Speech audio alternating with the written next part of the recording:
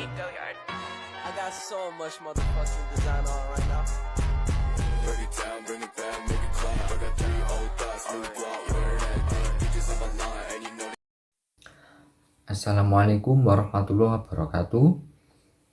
Yang terhormat Bapak Dosen M. Syarif Kolili MPDI. Perkenalkan, nama saya Muhammad Salana Syafi'i dari semester 4. Di sini saya akan menjawab soal UTS yang diberikan oleh Bapak Kolili.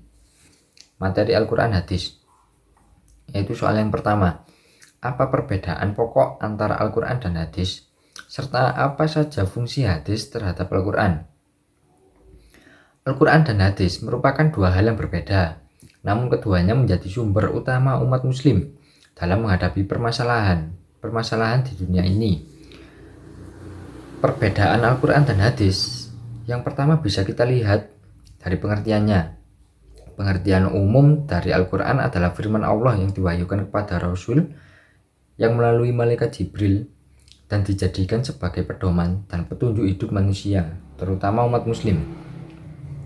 Sedangkan hadis diartikan segala sesuatu yang bersumber dari Nabi, baik berupa perkataan, perbuatan, maupun ketetapannya.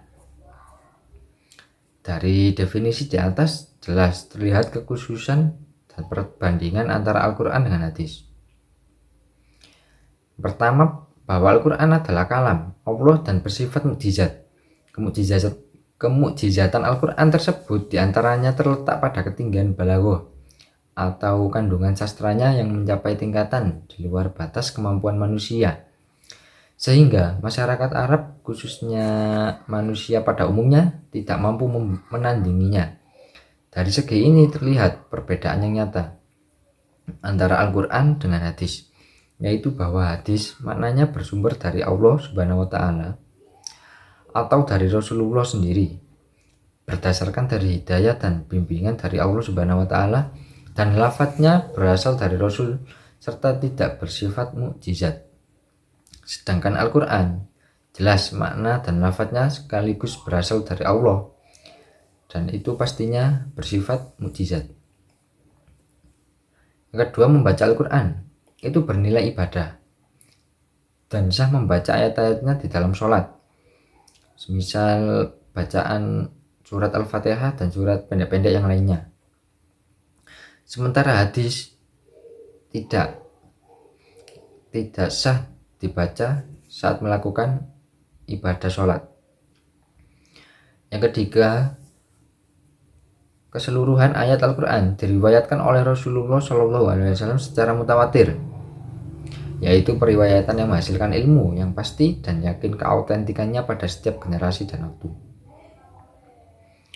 Pada periwayatan hadis itu ada 4 unsur, yaitu rawi, sanad, matan, dan rijalun. Di sini saya akan menjelaskan satu persatu.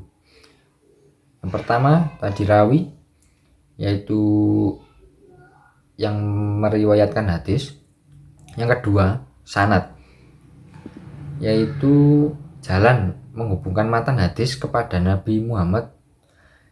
Sanad ialah sandaran hadis, yakni referensi atau sumber yang memberitahukan hadis atau rangkaian para rawi keseluruhan yang meriwayatkan hadis tersebut.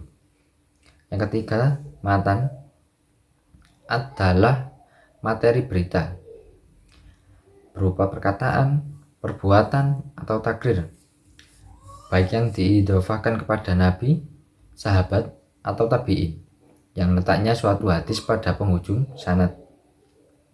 Yang keempat, rijalul hadis ialah tokoh-tokoh terkemuka periwayat hadis yang diakui keabsahannya dalam bidang hadis. Dengan demikian, untuk mengetahui seseorang disebut sebagai rijalul hadis ditentukan oleh ilmu rijalul hadis. Adapun fungsi hadis terhadap Al-Quran, yang utama adalah untuk menjelaskan Al-Quran. Bila kita lihat dari fungsinya, hubungan hadis dengan Al-Quran sangatlah berkaitan. Karena pada dasarnya hadis itu berfungsi untuk menjelaskan hukum-hukum dalam Al-Quran, dalam segala apapun itu bentuknya. Memperkuat hukum yang sudah ada dalam Al-Quran, merinci ayat Al-Quran yang masih bersifat mujmal atau global, menetapkan hukum yang belum terdapat dalam Al-Quran. Hanya itu yang bisa saya jawab. Apabila ada kurangnya, saya mohon maaf. Wassalamualaikum warahmatullahi wabarakatuh.